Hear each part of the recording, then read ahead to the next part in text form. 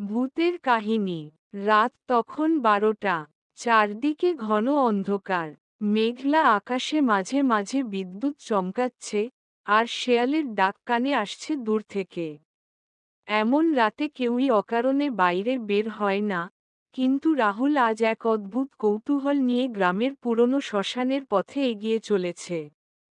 শ্মশানের পাশে রয়েছে এক পরিত্যক্ত ঠাকুরবাড়ি, যেখানে বহু বছর আগে এক ভয়ঙ্কর ঘটনা ঘটেছিল। লোকে বলে, সেখানে এক রহস্যময় ছায়ামূর্তি এখনও ঘোরাফেরা করে। অজানা আতঙ্ক। রাহুল বন্ধুদের কাছে বাজি ধরেছিল, সে একা গিয়ে দেখে আসবে, ভূত বলে কিছু নেই। ব্যাগে একটা টর্চ লাইট আর মোবাইল নিয়ে সে ঠাকুরবাড়ির ভেতরে পা রাখল। বাড়ির দরজাটা কেমন যেন ভেজানো ছিল, কিন্তু রাহুলের সামনের দিকে এগোতেই দরজাটা আপনা থেকে শব্দ করে খুলে গেল। সে চমকে উঠল, কিন্তু ভয় পেল না। ভেতরে ঢুকে দেখে, সব কিছুই পুরনো, ভাঙাচোরা আসবাব, মাকড়সার জাল, আর ধুলোর স্তর। তবে একটা বিষয় খুবই অদ্ভুত লাগল, ঘরের মাঝখানে একটা কালো রঙের চেয়ার, আর তাতে একটা ছায়ার মতো কিছু বসে আছে। ভয়ঙ্কর অভিজ্ঞতা।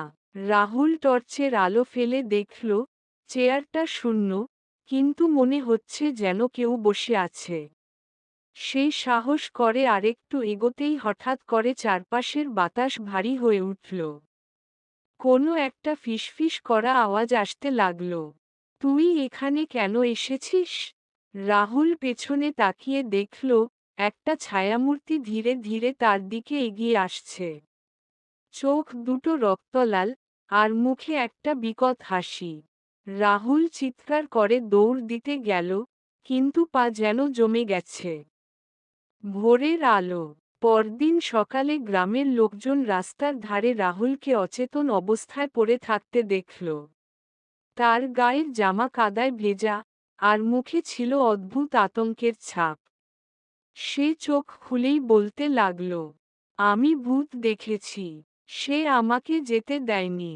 এরপর থেকে কেউ আর ঠাকুরবাড়ির আশেপাশে যেত না। রাত হলে এখনো সেখানে একটা চাপা হাসির শব্দ ভেসে আসে, যেন কেউ অপেক্ষা করছে আরেকজন অজানা অতিথির জন্য।